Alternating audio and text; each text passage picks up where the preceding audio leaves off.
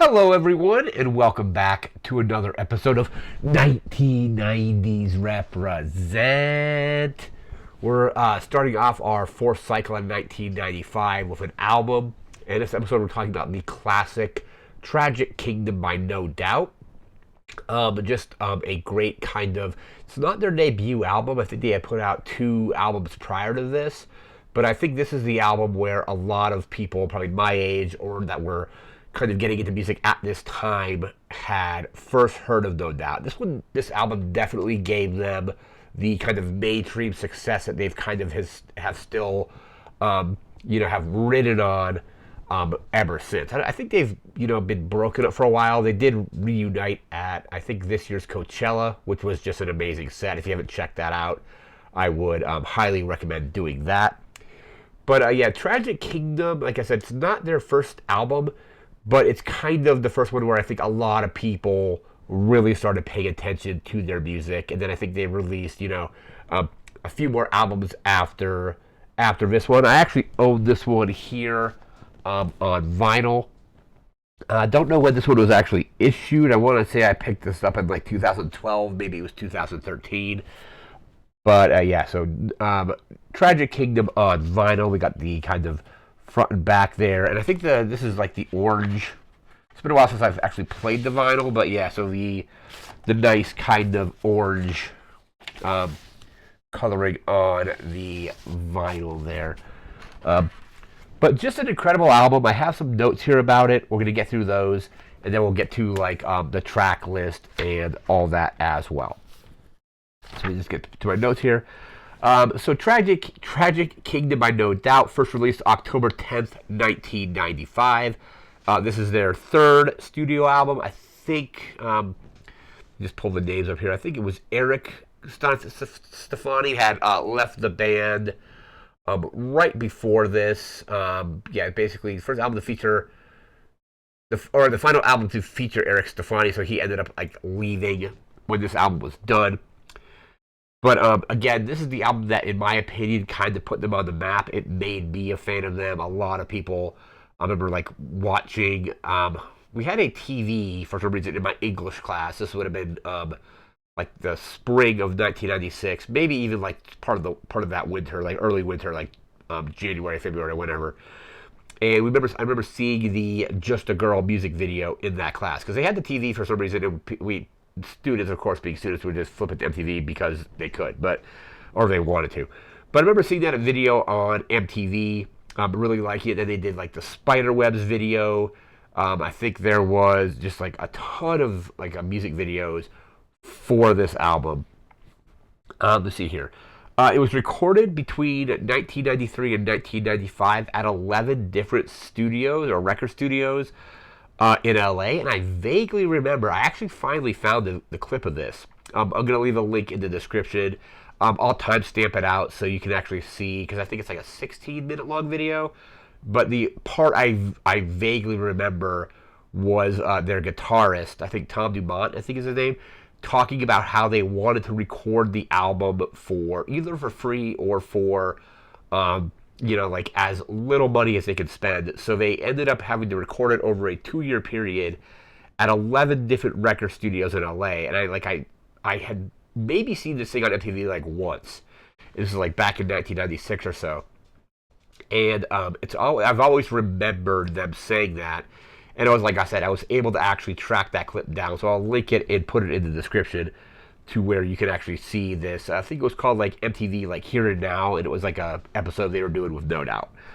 But I remember seeing that on MTV, and then finally being able to track that back down. But 11 studios across LA over a 2-year period, and those record studios include the Record Plant, Total Access. I think is it Rimbo Records? Let me actually just bring up the list here because I probably jotted it down a little too. Rumbo Records. Okay, cool.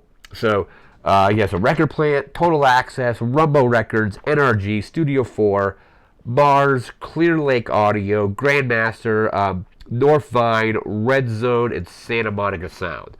And in that MTV clip, they were talking about kind of like having, maybe a friend that worked at the studio, just letting them in so they can record and just get out before, like getting caught. Because they wanted to record it for either for free or as little money as possible. And that's why it ended up taking so long.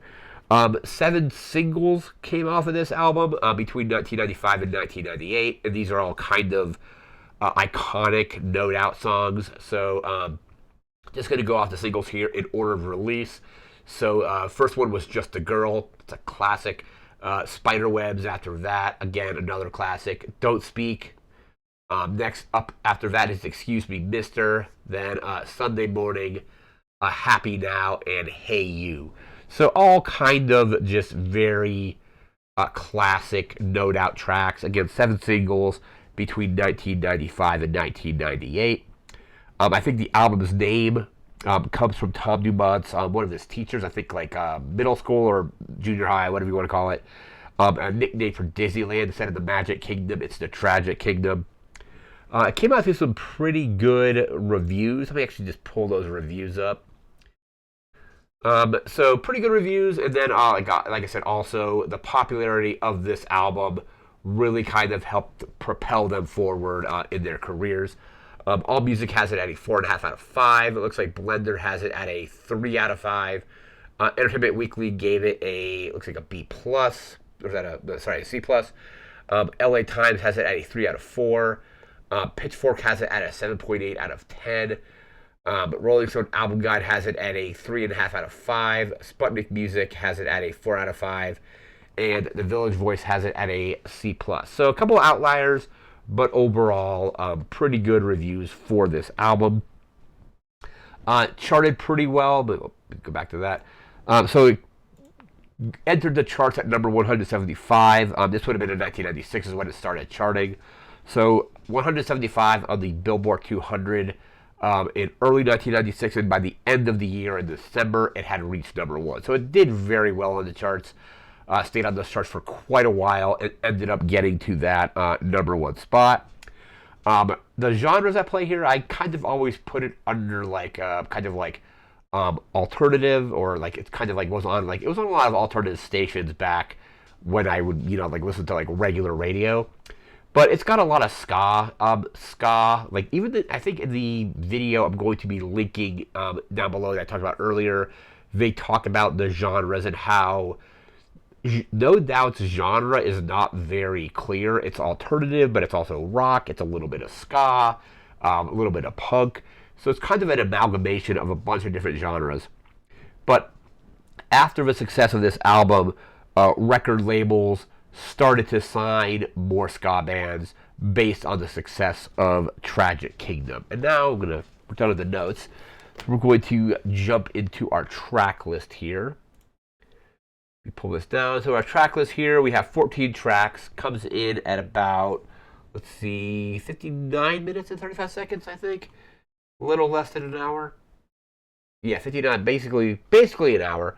Again, 14 tracks. Track 1 is Spiderwebs, like we said earlier. That's just an iconic, no doubt track.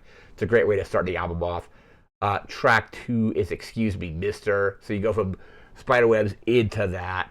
And then, it's got a very good opening run. So again, track 1 is Spiderwebs. Excuse Me, Mister at track 2.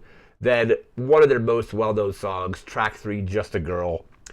And to keep that kind of run going, track 4 is Happy Now. So 4 very solid just tracks back to back to back.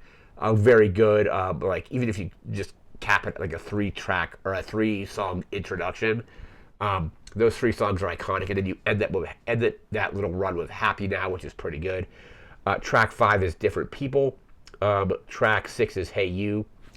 Track 7 is The Climb. Track 7 is The Climb. Track 8 is 16. And then we get back into that kind of the hits here. Track 9 is Sunday Morning. Track 10 is Don't Speak, another classic there. Track 11 is You Can Do It. Track 12 is World Go Round. It wasn't a single, but World Go Round is pretty good. Track 13 is Ended on This. Another one of my favorite tracks on the album that wasn't a single. Ended on This is really great. And then track 4, ending it on a very high note still, is Tragic Kingdom, so the title track. The deep cuts on this album, the songs that are basically didn't become singles, like I would say World Go Round and Ended on This, are also just incredibly solid. It's just, I think, a very solid album from start to finish. Like I said, I remember not really knowing who No Doubt was like prior to this album. So a lot of people, kind of like I said, my age, this is kind of the first No Doubt album they probably listened to or purchased. And then he kind of, I think after this, you go into his Return to Saturn and then Rocksteady, I think. Is that the correct order? Let me actually just pull this up here.